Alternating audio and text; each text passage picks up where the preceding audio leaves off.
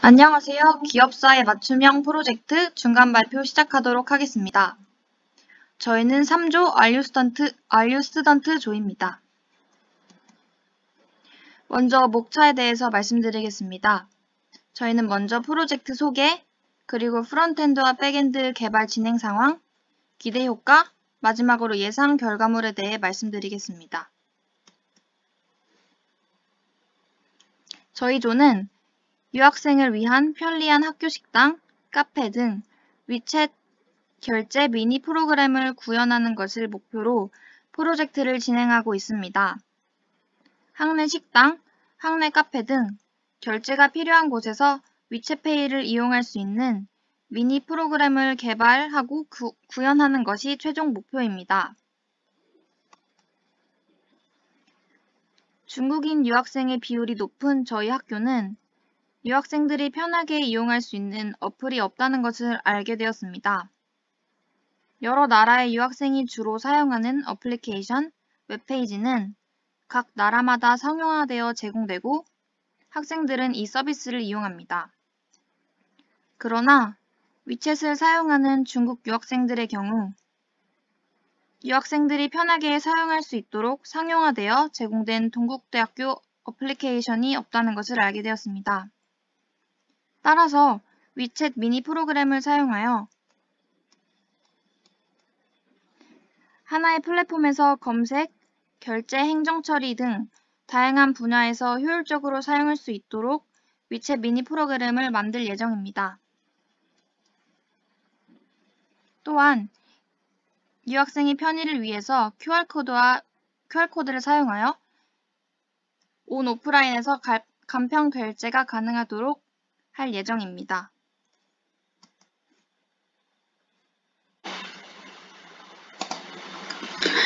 다음으로 개발 진행 상황 발표가 있겠습니다.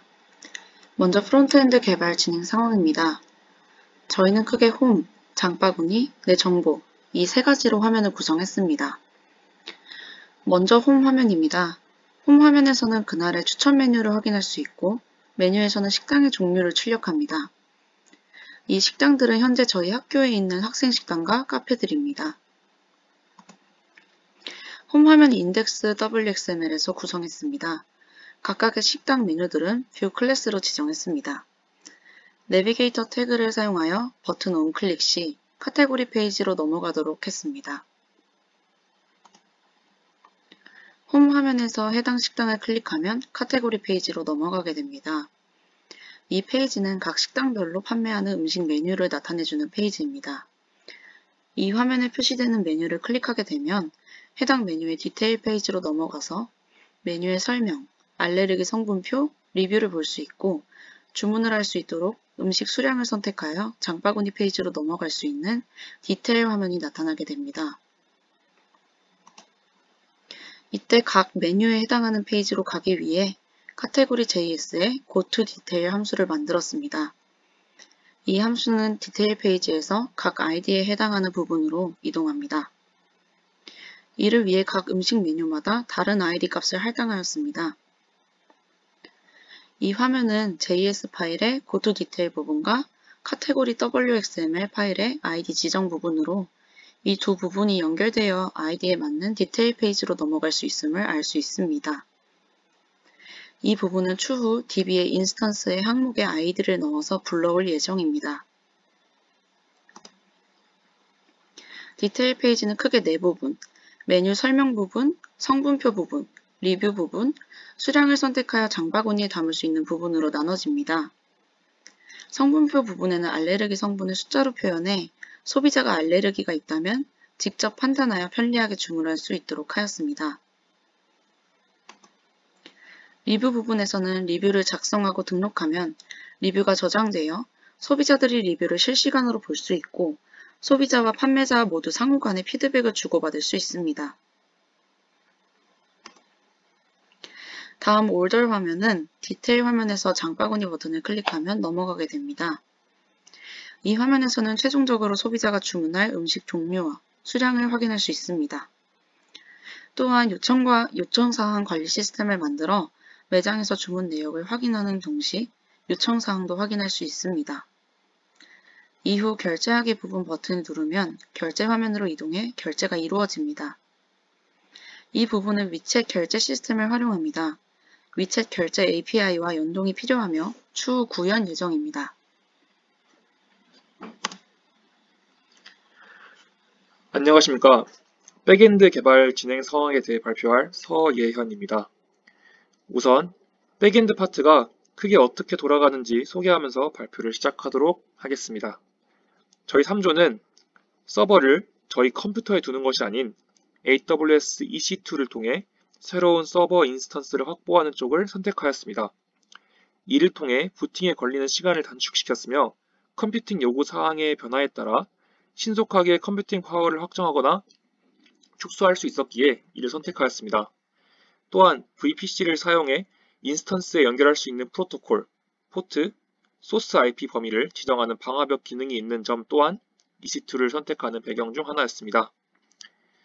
이후 인스턴스에 npm을 실행시켜 이 인스턴스가 서버로서의 역할을 할 수 있도록 준비를 마쳤으며 Express.js 웹 프레임워크를 사용하고 클라이언트 요구를 효과적으로 처리할 수 있는 REST API를 구현하였습니다. 데이터베이스의 경우 기존의 관계형 데이터베이스를 사용하여 ERD를 생성하고 서로 연관이 깊은 엔티티끼리 연결하면 효과적으로 데이터 모델링을 할 수 있을 것이라 생각하였으나 멘토님의 조언에 따라 유연하게 데이터를 변경할 수 있고 또 데이터를 실시간으로 처리할 수 있는 비관계형 데이터베이스를 최종 선택하였습니다. 그리고 여러 관계형 데이터베이스 DBMS 중에서 전 세계적으로 가장 사용 빈도가 높은 몽고DB를 선택하였습니다. 해당되는 각 부분이 어떻게 구현되어 있는지는 뒷부분에서 설명드리도록 하겠습니다. 가장 먼저 보여드리는 부분은 몽고DB 연결 부분입니다. 몽고DB를 인스턴스에 직접 연결하고 이후 몽고 명령어 실행을 통해 몽고DB에 접속하는 모습입니다. 하지만 이렇게 터미널 창에서 몽고DB 안에 콜렉션을 수정하고 데이터를 넣게 되면 시각적으로 와닿지도 않고 터미널 창을 켜지 않으면 데이터베이스를 수정할 수 없는 불편함이 생기게 됩니다. 이러한 불편함을 해소하기 위해 생각한 것이 몽고 아틀라스입니다. 몽고 아틀라스는 몽고DB를 설계한 사람들이 만든 모든 것을 관리하는 클라우드 데이터베이스입니다. 인스턴스를 연결하기 위해 켜놓은 터미널 창에 아틀라스에서 제공하는 명령어를 입력하면 자동으로 연결이 됩니다.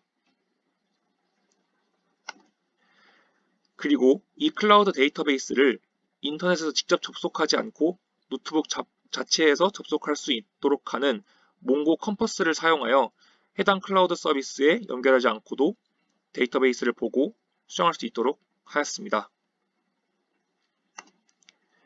그 다음으로 보여드릴 부분은 서버 생성 및 접속 부분입니다. 해당 사진에서 보이는 부분은 단순 npm init을 하고 npm start를 했을 때의 창입니다.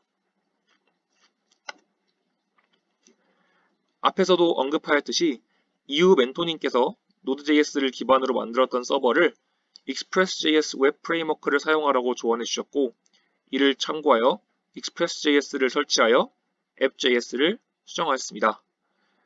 그 다음 미니 프로그램에서 클라이언트가 요구하는 사항들에 대해 빠르고 적절한 응답을 하기 위하여 REST API를 구현하였습니다.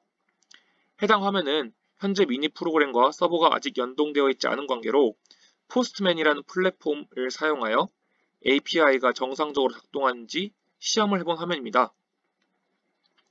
보시는 결과와 같이 데이터베이스에 넣어놓은 세 가지 데이터에 대하여 정상적으로 결과값을 내놓는 것을 보실 수 있습니다.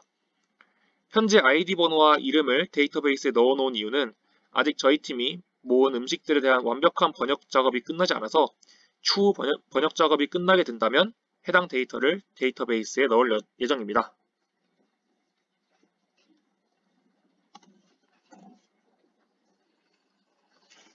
지금까지 저희 현재 진행 사항인 프론트엔드와 백엔드에 대해서 말씀드렸습니다. 이후 프로젝트를 진행할 때 이후의 기대 효과에 대해 말씀드리겠습니다. 현재 핀테크 기업들은 끊임없이 증가하고 있습니다. 이런 환경 속에서 저희 동급식이 프로젝트를 완성한다면 대학 내 핀테크 출발을 시도할 수 있습니다. 또한 코로나19 발생 이후 비대면 거래를 선호하는 현재 언택트 시대 상황 속에서 직접 대면으로 주문하고 결제하는 것이 아닌 리더기로 QR코드를 스캔하여 결제하면 안전에도 좋고 편리하게 주문이 가능해집니다. 또한 위생의 안전에도 효과가 있는데요. 코로나19 발생 이후 위생 경각심 강화가 되어서 공용 이용 장비 없이 개인의 소지품을 이용할 수 있고 위생의 안전에 보장이 됩니다. 마지막으로 저희가 위챗 내 쿠폰을 도입할 예정인데 이는 환경 보호와도 연관이 됩니다. 종이 쿠폰 사용 지향으로 종이 사용이 감소하고 환경 보호에도 기여할 수 있습니다. 또한 앱으로 쿠폰을 발급받음으로써 쿠폰 분실 시 쿠폰이 사라지는 소비자의 책임이 감소합니다.